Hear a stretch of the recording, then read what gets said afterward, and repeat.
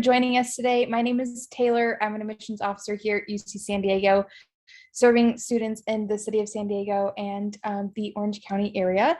So thank you so much for being here with us. We're really excited to get to speak with you about the PIQs and just to kind of check out that Q&A feature really quickly. Feel free to let us know where you're joining from today, and we always love to see where our students are coming from, so feel free to put that in there, and I'll pass it off to Margot. Thanks, Taylor. Hi, everyone. My name is Margot McCready. I'm Taylor's colleague and admissions officer here at UC San Diego as well. I primarily work with students in the greater Inland Empire area and San Gabriel Valley here in the state of California. And I also work with students in Colorado and Utah. So welcome, everyone. I'm scrolling through the Q&A and it looks like we have students from all over, which is so exciting. I see Indiana, Elk Grove, Hawaii. I wish I was there. The Bay Area. Got some local San Diego students, Athens, Greece, welcome. Texas, Florida, Denver, yay, you're one of mine. Just really, really excited that you're joining us today. As Taylor mentioned, send us, questions through the chat. We've got colleagues in the background who will try to monitor that. And if we have time at the end, we'll try to answer some questions live as well. But let's go ahead and dive on in. So today we're going to cover the following topics. We'll touch on the PIQ basics, the purpose of the PIQs, those personal insight questions, each of the prompts. We'll do a case study activity that Taylor's going to lead. We'll provide some tips and then end with a Q&A. So really, what are the basics? There are 8 questions to choose from. You must respond to 4 questions. You're not responding to 3, you're not doing 5, you're just submitting 4 responses to complete that UC application. There's a 350-word minimum for each question. There's really no minimum amount to write, or a 350-word maximum, excuse me. There's no minimum, but please make sure that you're providing a complete response. You should also double check your word count because the UC application will only count up to 350 words, and it'll cut off any extra words that you go above that. We don't want to be left hanging when we're reading your responses, and it does happen from time to time. So really make sure you're counting those words. I know oftentimes if you're doing it in, a Microsoft Word document, there's that word count calculator that makes it really easy. All questions are of equal value. There are no questions that are better, nor are there specific questions that have to be responded to. We want you to choose questions that reflect who you are and provide UC insight on your experiences, your environment, and your overall circumstances. Keep in mind that the PIQs can be utilized for selection purposes depending on the campus, so depending on each UC campus. We don't interview students at the UCs or accept letters of recommendation. So those PIQs are really the perfect way for you to share your story and your experience with admission representatives. This is really your opportunity to maximize your voice. What makes you you? The focus should really be on you. So it's fine to use I statements and my statements in those responses. The purpose of the PIQs, it really allows you to tell your own story in your own words. It helps admissions readers like myself and Taylor understand what's important to you. It also can highlight your academic performance. That's really always going to be, one of the most important parts of the UC application, but we also want to know how well you're doing outside of the classroom, why you've made certain choices. We want to understand how you think beyond how you're doing academically.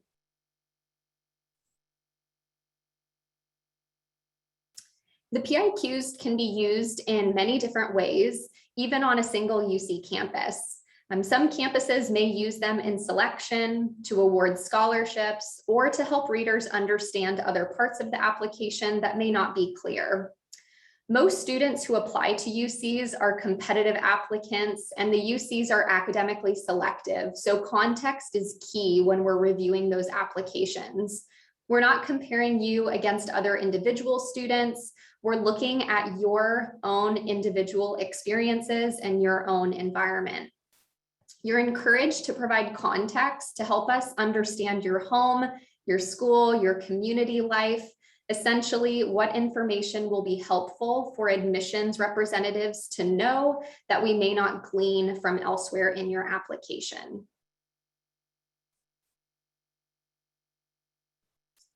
So now we're going to cover each prompt.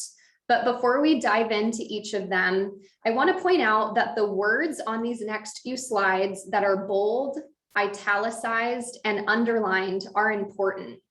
Be careful to note these words in the prompts to make sure you're giving the response that we're looking for. If you don't focus on these bold, italicized, and underlined words, you may be trying to fit too much into your answer or not enough, or you might just miss the point of the prompt entirely. Question 1, describe an example of your leadership experience in which you have positively influenced others, helped resolve disputes, or contributed to group efforts over time. Prompt 2, every person has a creative side and it can be expressed in many ways: problem solving, original and innovative thinking, and artistically, to name a few. Describe how you express your creative side. Question 3, what would you say is your greatest talent or skill? How have you developed and demonstrated that talent over time? Question 4, describe how you have taken advantage of a single educational opportunity or worked to overcome an educational barrier that you faced.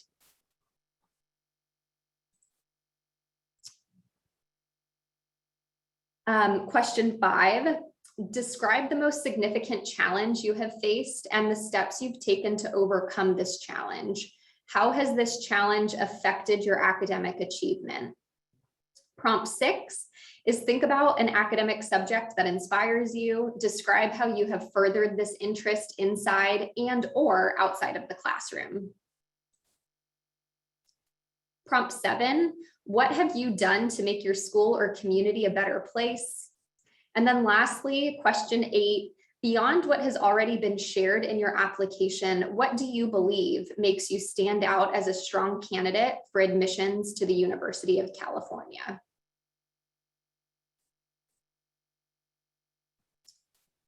Unlike the personal insight questions, additional comments are optional for the application process. So those PIQs are required before you submit. Additional comments are optional.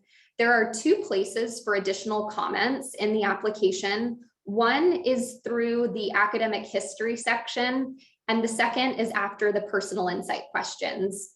Each of those additional comments have a 550 character count, which includes spaces. Those PIQs, it's a 350 word count. For the additional comments, it's a character count. 550 characters is the max.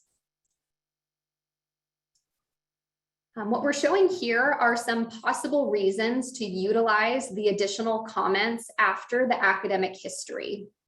So just to kind of note a few, you can clarify unusual grading scales, and that's very important to the application reader. It's especially important if the high school profile is unavailable. It allows us to understand the context of your academics. You can clarify omissions of courses or explain why you may be missing a specific course.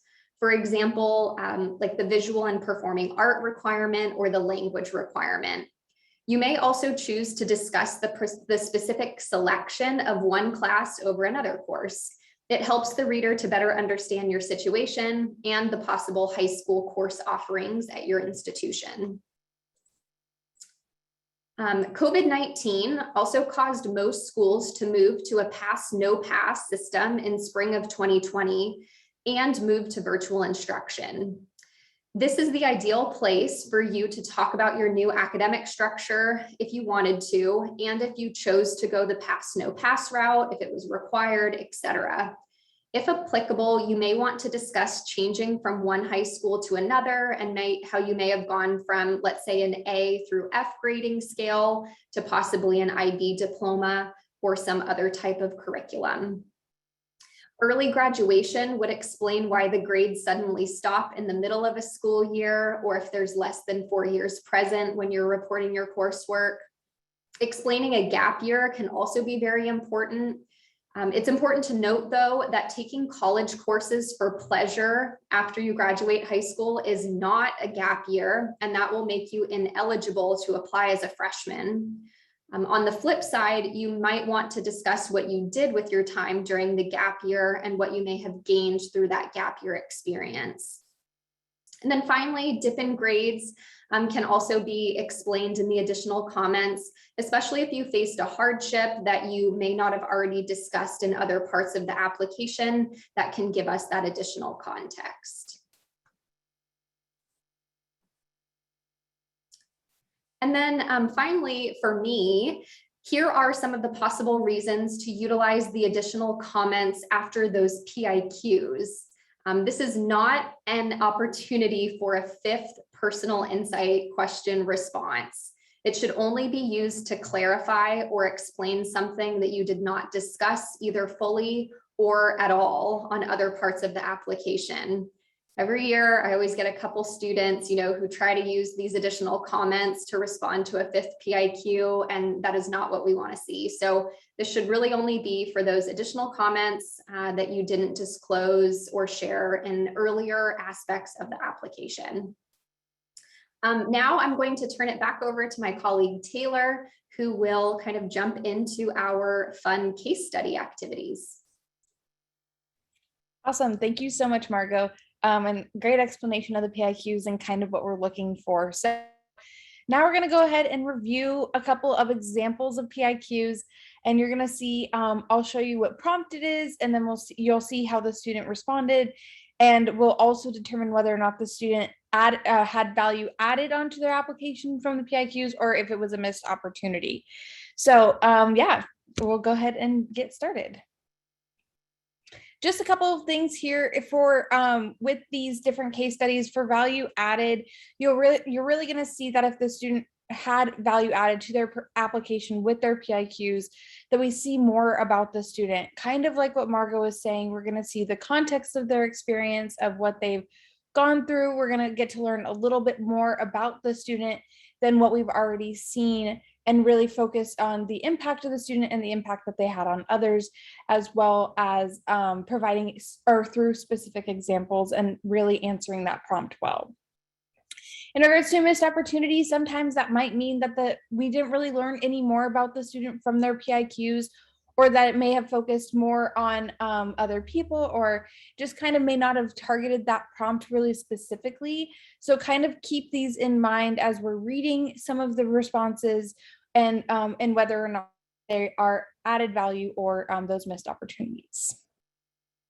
So the first case study comes from our prompt about leadership, which is describe an example of your leadership experience in which you have positively influenced others, helped resolve disputes, or contributed to a group effort over time. And this is what the student wrote, so I'll go ahead and read it out loud as well. And they start by saying, coaching at Friday Night Lights for roughly 3 years has not only stimulated substantial personal growth in the realms of my administrative management and leadership abilities, but for those that I've had the pleasure of coaching as well in forms of collaboration, organization, and communication. Each season, I'm assigned to roughly 8 children, usually from the ages of 6 to 10, which I led autonomously for the entirety of a regular and playoff season. I determine a schedule of 2 practices per week in addition to the game each Friday, which is personalized to each family and their lives. I teach young ones fundamental skills that will help them succeed in games such as paper throwing, catching, catching, route running, and defensive techniques. I establish a unique playbook of both offensive and defensive formations and help the players memorize the plays. Most importantly, I aspire to develop a positive environment for my players in which they benefit from healthy competition, exercise, and camaraderie. In other aspects of life, I remain the same coach. I tutor native Spanish speakers in the English language. I founded a political chapter in my area to promote the ideas of like-minded individuals. I advocated for and established the teenage faction of Mensa to build a stronger and more robust community. And when qualified and capable, fulfilling a leadership role is an opportunity I aspire for. To see those who lead success, whether it be scoring a touchdown, learning foreign vernacular, or anything in between, is a magnificent sight, which I strive for consistently and will continue to pursue. So before we go on to the next slide, go ahead and take a minute in that Q&A and let us know if you think that this was value added to their application or potentially a missed opportunity.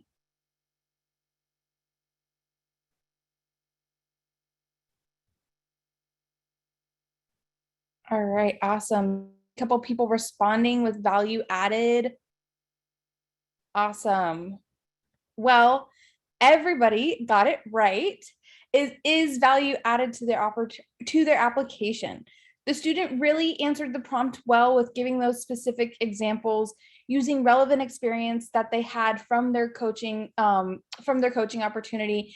And you see that there's a lot of great detail and kind of not just about what they did, but also the ways that they grew too. So we really learned a lot about the student, not just what they did, but again, about who they are as they outlined their skills, talked about how they spent their time, addressed the audience, and so on and so forth. So really great, because again, we know that they coached, and they don't just talk about that, but we know how they grew from it. We know how that impacted them, and really get to see kind of that bigger picture of who the student may be. Next case study. And if you have any questions about any of this, please feel free to let us know in the Q&A as well. So for our second case study, the prompt is, what have you done to make your school or community a better place? And the student's response is, every Saturday and every other Saturday and Sunday, I tiptoe around tiny holes in the earth, shoveling gently and adding depth to the homes of tiny saplings. After 3 hours in the sun-drenched marshlands, I get to gaze out over a beautiful field of sagebrush, taking in the results of my 3 years volunteering in the land trust in my community. When I initially volunteered, I was worried that my general anti-dexterity would result in a general disaster for the plants.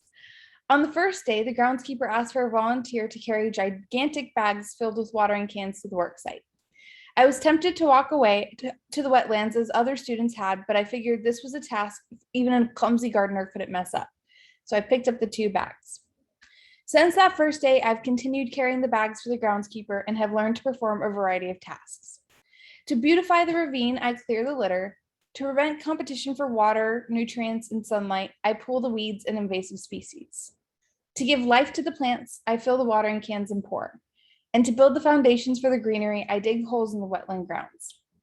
Over time, I have developed more deftness in handling the plants, and these tasks are lonely, but I find that they make me feel content, at peace. The land is markedly improved from my initial outings at the trust, with an abundance of hardy quail bush and the vibrancy of coastal sunflowers and seaside buckwheat. Yet in 2020, it has become more difficult to tend to these plants as COVID and California wildfires have ravaged on. I still hold on to hope, though. Lately, when I volunteered at the Land Trust, families have stopped to admire the vivid and expressive plants that many of us tended to, and more than once, I've heard a child ask how she can help. When I hear this, I smile, knowing that as long as there are people who want to preserve Mother Earth, we'll be all right.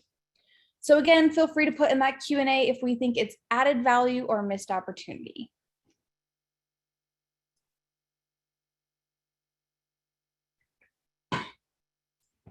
All righty, we see a couple people. There's more of a mix this time between added value and missed opportunity. So we'll go ahead and go to the next slide, and it is value added to the application, because again, we see some of that specific example and specific detail about what the student did with recent experience as well. So you see that there's a lot of context given in regards to how much time the student might have spent on this project, the nature of the activity, how it impacted them, and their self-reflection on it as well. Additionally, you see that they talk a little bit about the motivation and the impact that that's had on their community and the lasting impact that it's had on their life too. So you kind of, again, get to see the values that the student may have and some of the qualities and areas of personal growth that they would have experienced. So I know a couple of people may have said missed opportunity as well. And if you have any questions about that, we're happy to, we can expand on that as well. Now for case study C, the prompt is, every person has a creative side and it can be expressed in many ways. Problem solving, original and innovative thinking, and artistically, just to name a few. Please describe how you express your creative side. And the response is, like science, art can be explored without tremendous foundational knowledge and does not have boundaries. During the pandemic, I've had more time to delve deeper into my creative expression. In only the last few months, I've taught myself many art forms. I knitted a full-size blanket and crocheted tops. I discovered metal stamping, mandala making, and weaving. I have drawn, painted, embroidered, and made collages. I learned by trial and error, using makeshift tools from around the house and starting over again and again. However, my greatest creative expression has been my art wall. This wall is an imperfect conglomeration of pictures representing thoughts that go through my mind. Scattered throughout this collection are various self-portraits. A marker drawing from April 2020 captures my despair as the world was in full lockdown and panic, but I'm looking at a tiny butterfly that represents hope. My room is now covered in butterflies. A watercolor portrait from July is done in rainbow colors, exuberant as I've realized I possess successful tools to overcome my anxiety. A cartoon strip of me interacting with organic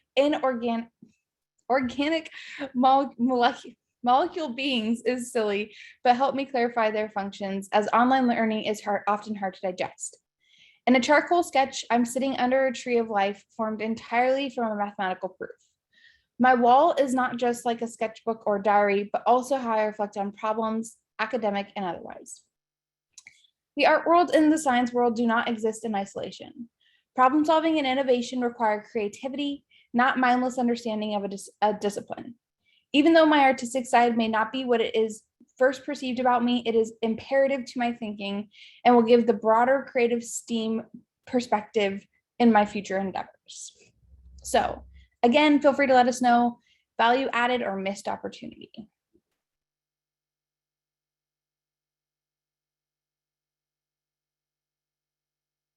Alrighty, looks like we still have kind of a mix between value added and missed opportunity, with more people possibly thinking that it's value added. And we'll go to the next slide to see that it is actually a missed opportunity for the student to tell us more about themselves and add that value to their application. So the student does give examples of different art forms, but they don't necessarily provide quantifiable specific information. So the specific example of how many art forms did they do, how long, over what time period, what was the context of it? So for example, going back to the PIQ, did they knit for a day, and or was that their primary thing that they learned, or did they draw a couple of pictures? So we don't have that context of how significant the event was, or that creativity, that side of their creativity was for them in this answer as well. And again, this art wall is interesting, but lacks enough detail to explain how the wall necessarily helped them to overcome anxiety. So the student does talk about it, but they don't necessarily, as they briefly mention it, they don't go into more detail about what that may have looked like for them. So it is a really good PIQ, but does kind of leave a couple of those questions unanswered. And if the student maybe had targeted into some of that a little bit, it would have had some of that value added to their application. Just a couple of tips and tricks. Those are all the case studies that we have for you today, but just some tips when you're writing your own for the application. Please remember to always provide information and context that's not necessarily found in other parts of the application. So for example, if you have talked about an activity that you've done, you can of course talk about it again in your PIQ, but maybe make it a little bit more personal and show us that growth, something that we have seen elsewhere in your application. Please be sure to use your own natural voice when writing these PIQs. They're not formal essays or formal research papers, but rather it's kind of like an interview where you're really getting the opportunity to tell us more about yourself. So feel free to use that natural voice that you would do so with. And continue to give us details, like we were saying, of that context to show us how significant the activity was or the experience was for you. And writing in stages as well and getting feedback. So maybe start your PIQ and then ask a family member or a friend to read over them so that they can help you to make it as perfect as possible. There is no best response or perfect response because, again, it's just your opportunity to tell us more about yourself. So feel free to like kind of take that pressure off a little bit and just make it that genuine and authentic response for some of the questions. And of course, try to avoid repetition as well, kind of going back to what we're saying about keeping some information that we may have already heard, as well as answering the prompt concisely and clearly. And what the PIQs are, it's your voice, your story, your opportunity to tell us even more about yourself, not just academically, but who you are as a person and the experiences that you've gotten as well. Reviewed for content, not grammar. So what the PIQs are not, it is not an audition, it's not an academic essay, and it is not a creative writing piece. It is, again, just that time to share your story and tell us more that we may not have already gotten to see on the application. So feel free, since it is not an audition, feel free to, make sure that you're genuine and authentic in those responses, not telling us what you think we want to hear, but telling us more about yourself and what you want to share with us. With that being said, we'll say thank you again, and I'll invite Margot back on camera so that we can take some of your questions that you may have. Feel free to put those in the chat. Thank you so much, Margot and Taylor, for your very thorough presentation of the PIQs. So we have had a lot of team members behind the scenes answering your questions that have come up, but we also encourage you to continue submitting your questions now so that we can have Taylor and Margot answer these live. So one of the questions, and it seemed to kind of be a theme that we saw throughout, and Taylor, I was hoping maybe you could talk about this. The question is it still a good idea to talk about an internship or club that we already mentioned in our activities and awards section? Like, should we continue talking about that in the PIQs? Yeah, I think that's a great question and a really common question that we get from a lot of students. And I always say that you can, of course, talk about it again in the PIQs, but just make sure that you're adding something to it. So for example, if you are part of, let's say, National Honor Society, and you've told us that in your activities section, but there was maybe a volunteer event that you went to through that group that had a really personal impact on you and you want to talk about that, feel free to address that in the PIQs, but just make sure that you're focusing on the reflection of the event and like maybe telling us a little bit how you grew from it, why it was so important, because it really is all about that context and all about sharing those stories with us. Taylor. So Margot, I was hoping you could talk a little bit more about when we say it's not a creative writing piece, like what are the PIQs? Yeah, I always compare the PIQs to an interview. I think I mentioned it earlier when I was going through some of my slides and the prompts themselves. The UCs, we don't, have letters of recommendation or one-on-one interviews as part of the application process. And so this is really your time to tell us who you are in your own words. It's the one time where we get a written narrative to learn more about you. I know sometimes it can be hard to speak about yourself. I'm uncomfortable doing it sometimes to brag about myself or, talk about things that I've experienced in life. But we really want to know who you are. I mentioned that academics are certainly important, but these PIQs give us that context. So as Taylor mentioned earlier, have a couple people review them to make sure you're really highlighting yourself as an individual, your life experiences, your passions. Use those I statements, use those my statements. I know that's kind of hard, especially, likely some of you are, taking English or AP English, things like that, where it's always don't use I statements. This is the case where we actually want you to use those. Think of it as an interview, is always my tip.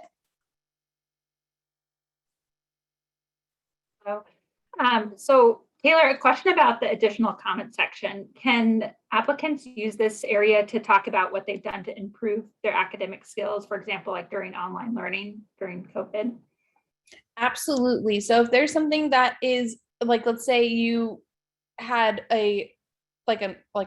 your grades got better throughout the years and you want to kind of talk a little bit about that, feel free to use that additional comment section, especially after the academic portion, to let us know. Maybe you went to tutoring, maybe there was a study aid that you utilized, and you kind of took that extra step, went that extra mile to improve in the academics. Or there's something else that might be a little different, like maybe your school switched to pass, no pass with COVID. All of that and any of that can be addressed in that section, and it's a really appropriate place to put it. That's a really appropriate place to put it, so make sure that you're utilizing it well.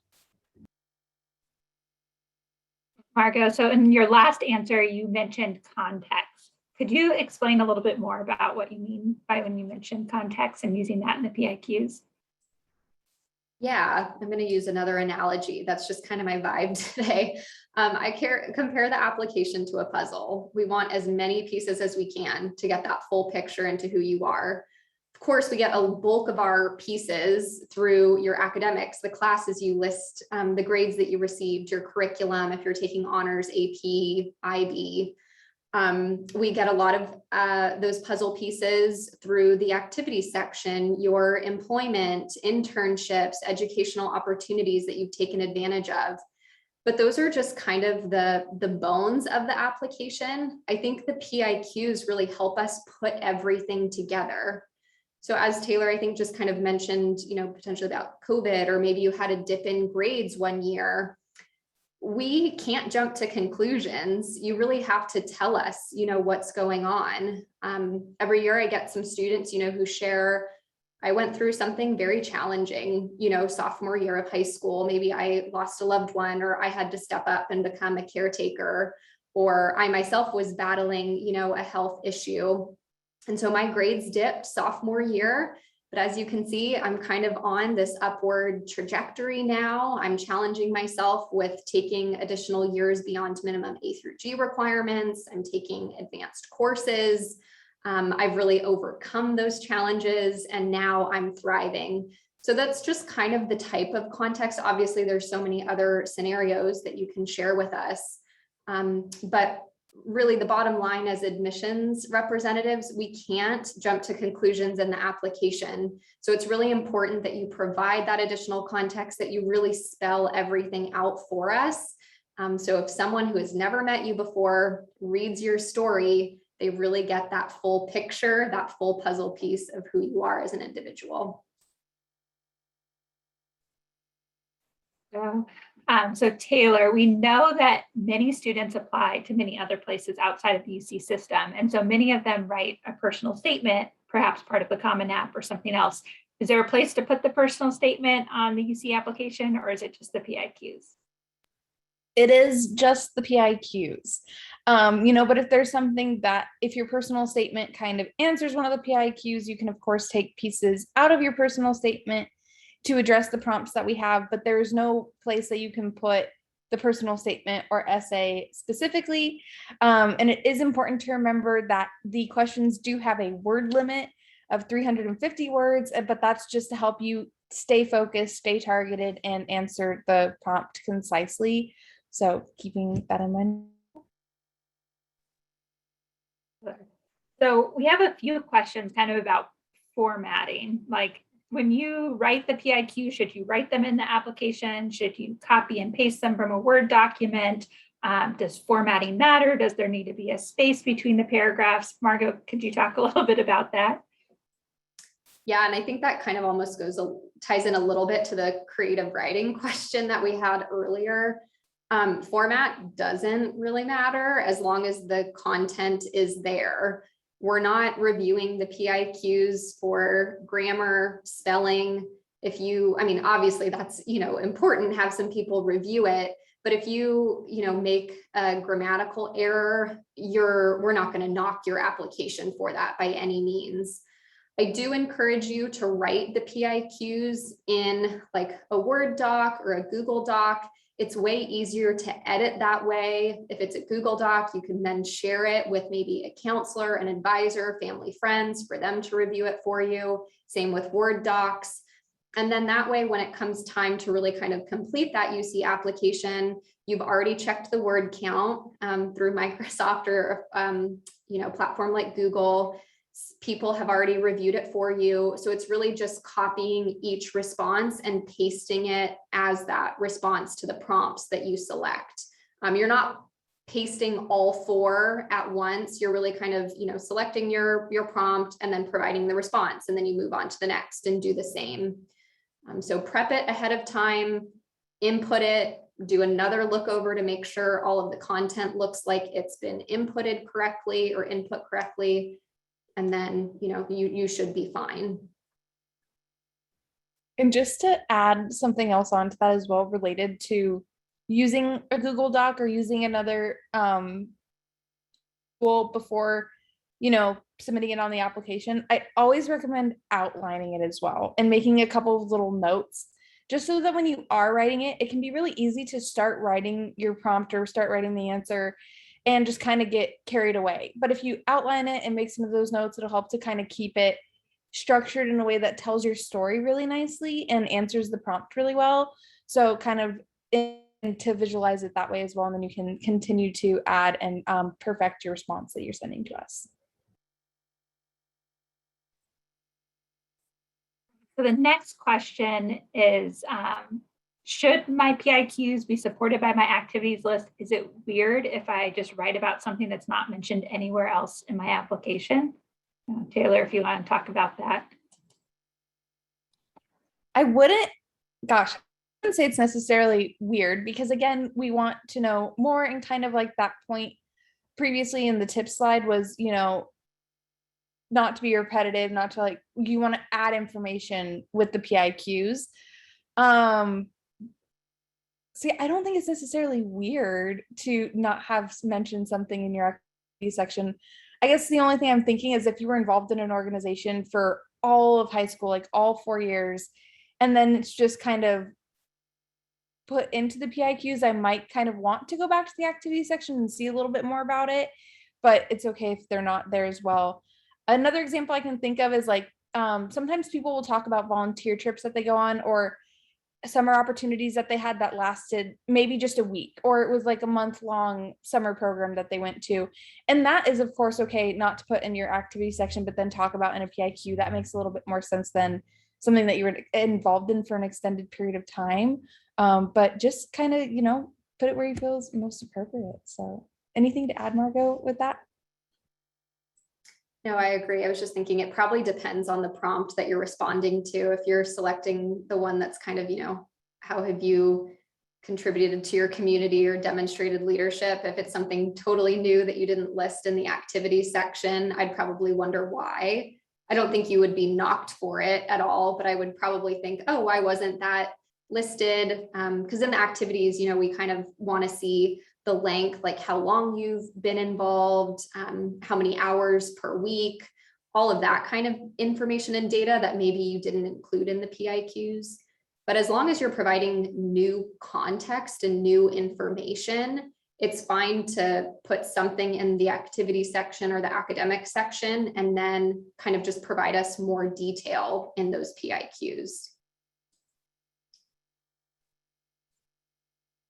So the next question, Margot, that I was hoping you could also answer is, if I have multiple answers for one question, so I read the prompt and I can think of all these things that apply, would you rather that I give every answer, to explain in there, or should I go more in depth on one specific thing?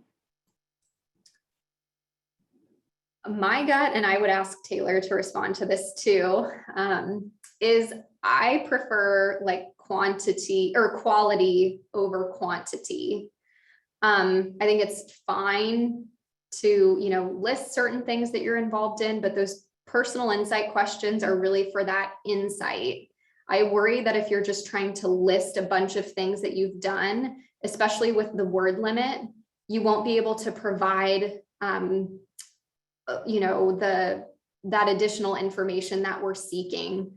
So instead of just listing a bunch of things, pick one. Maybe you're able to kind of fit in two areas and really go into detail on how that impacted you, maybe how you contributed to the community, if you've overcome something, and really just focus on a more limited amount in those personal insight questions.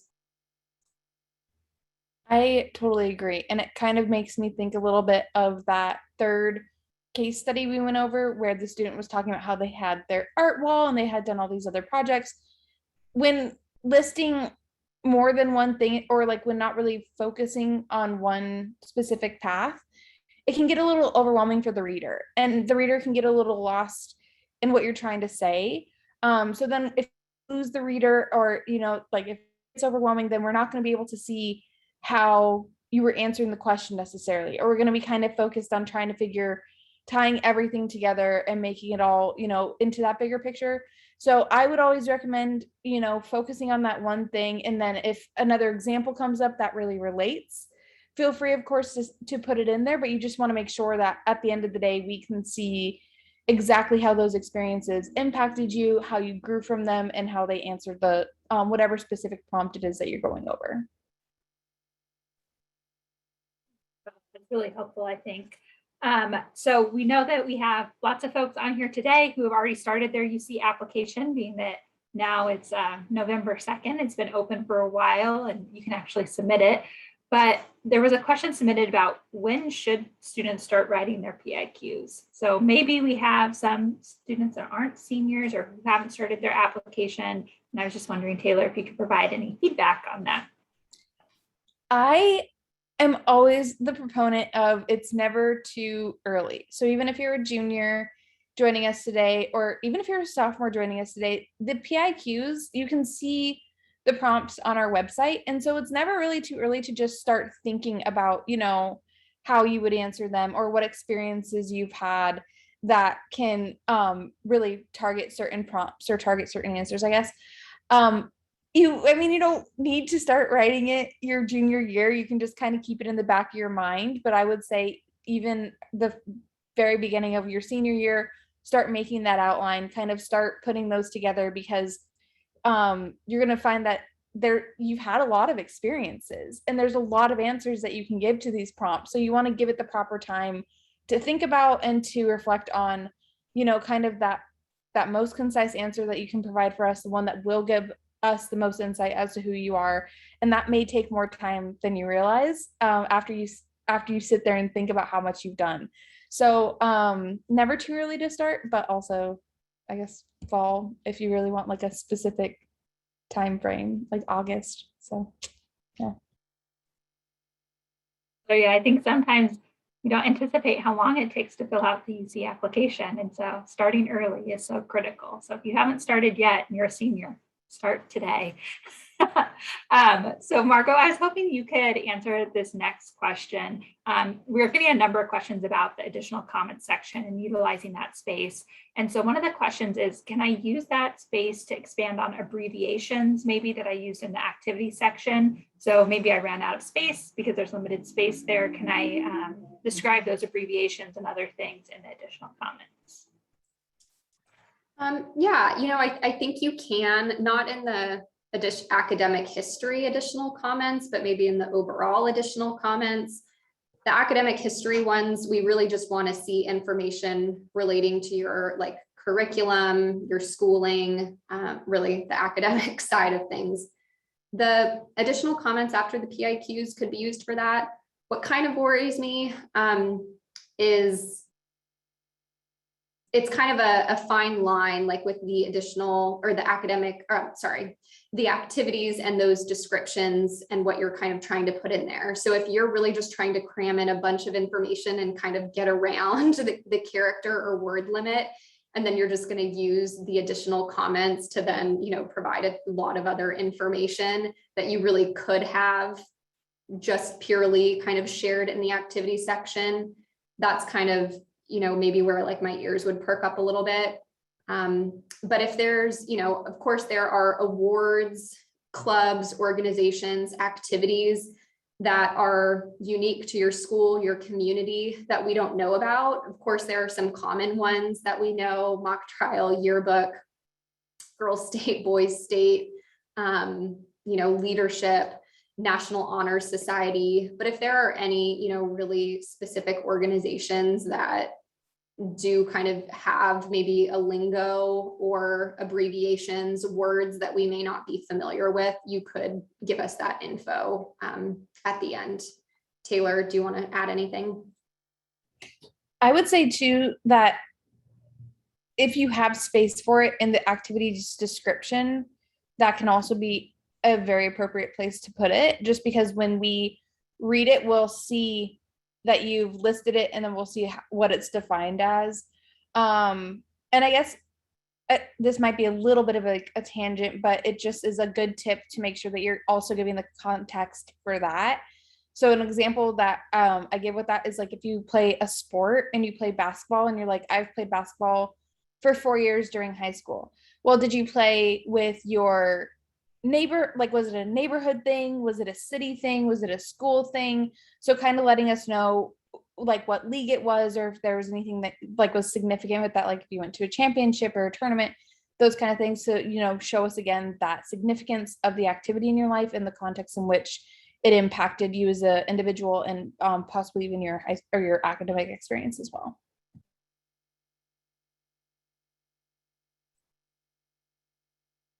So the next question is about the last PIQ option. So we know that it's a little bit vague, and I'll read it just so everybody's aware of what it is. But beyond what has already been shared in your application, what do you believe makes you stand out as a strong candidate for admissions to the University of California?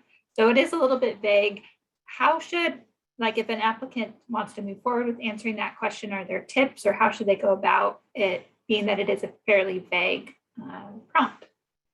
Maybe we'll start with Margot, if you want to answer that. My gut is Taylor and I might have different responses on this one, so it'll probably be good to get both of our thoughts. I would initially think, look through the first 7 prompts and see if you are, really drawn to respond to any of those 7. And if your experiences, passions, interests, life journey can fit kind of within any of those 7. And then if there's something that you think is really critical to who you are, that needs to be highlighted that doesn't fit in any of those categories, that's when you would maybe respond to the 8th prompt. It is open-ended intentionally. We don't want to like pigeonhole you into specific questions if you don't really have something to share. So that 8th one is really kind of up to you, but maybe analyze the first 7 prompts first. And if your experiences can fall within those 7, it might be easier to just respond to one of those 7. And if they don't, utilize the 8th. I agree. And I think we did have different responses. It's so funny.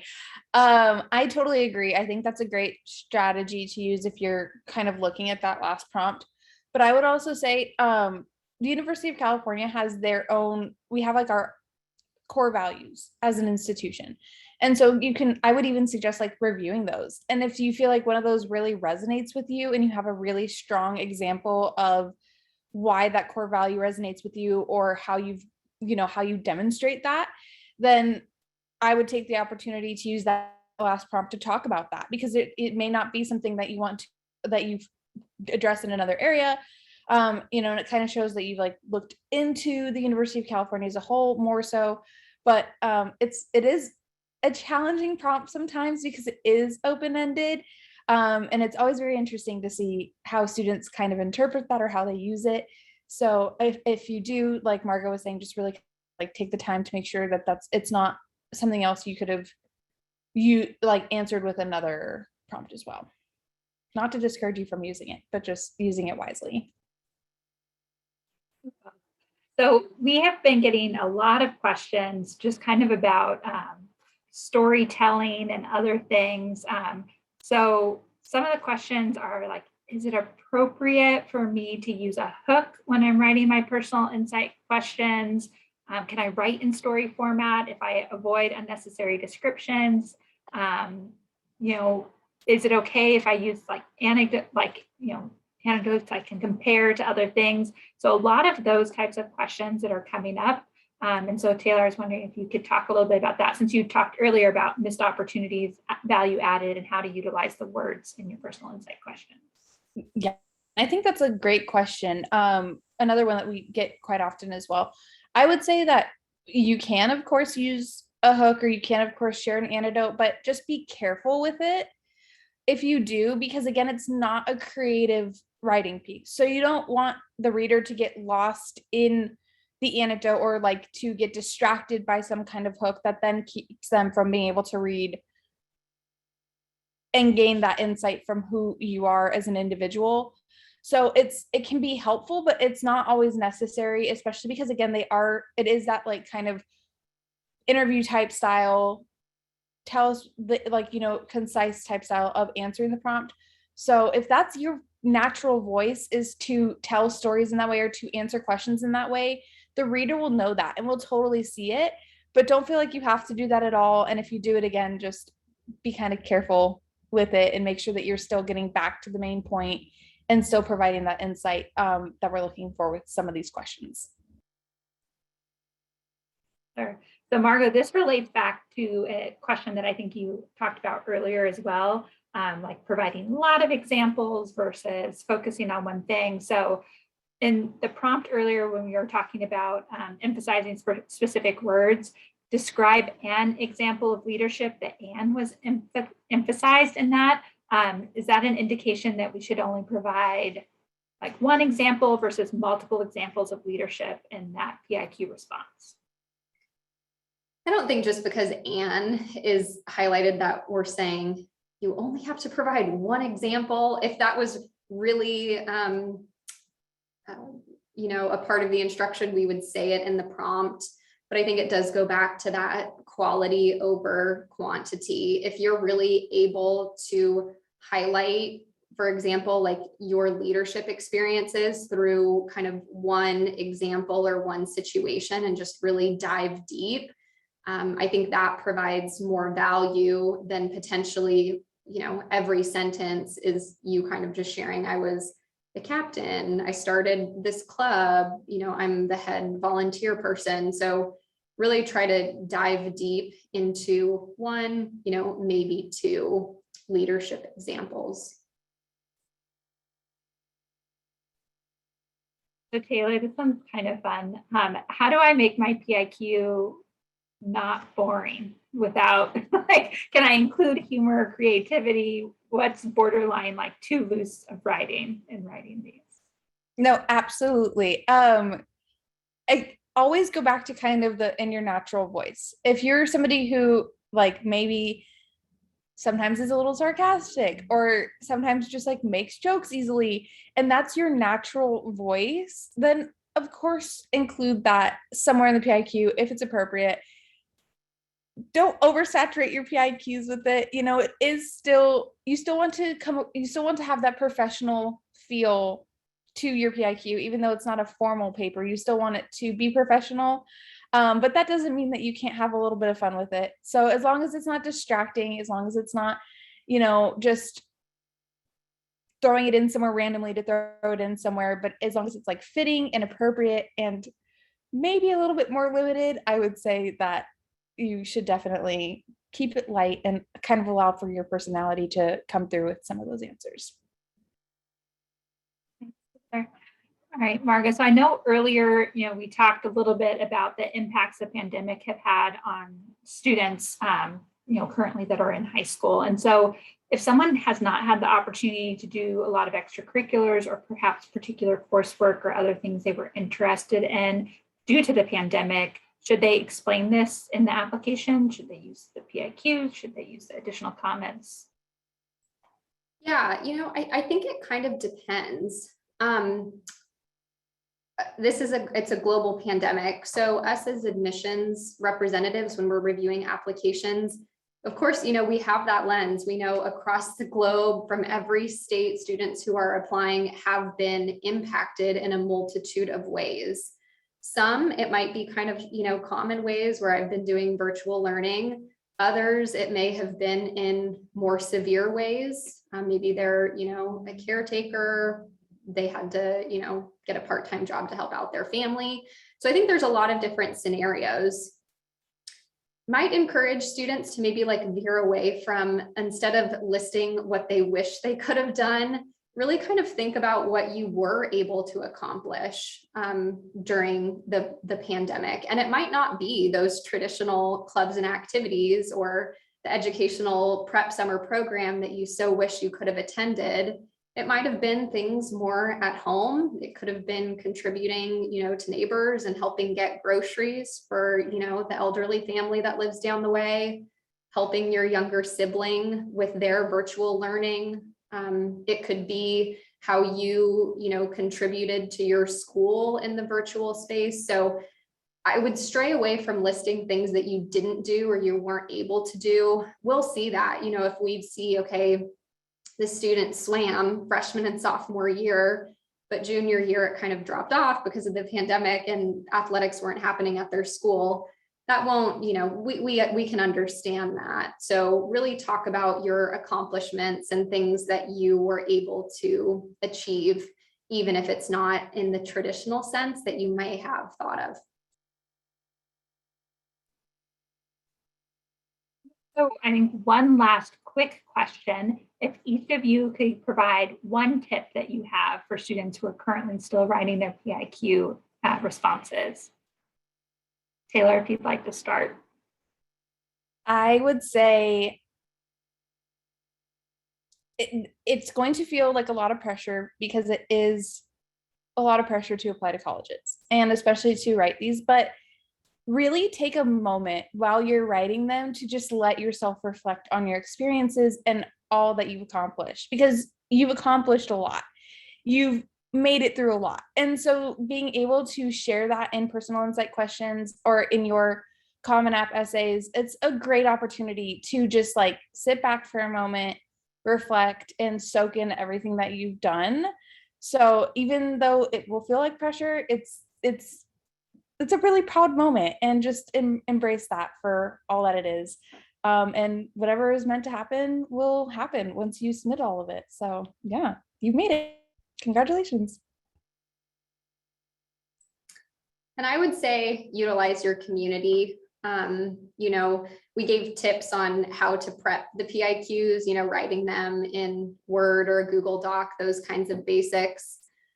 But really have a couple of people review each of your personal insight, responses. Definitely, for content. And then as Taylor mentioned a few times, it's always good to put your best foot forward. So even though we're not necessarily going to knock you for a spelling mistake, still have a couple people review it for both content and grammar and style. We're here too. We're part of your community as your admissions officers. So if you have questions, if you hit hiccups, whether you're a senior in the process of applying now, juniors or sophomores as you plan, we are part of your community. We're here as your resource, and we're always happy to stay in touch and help you out with whatever we can.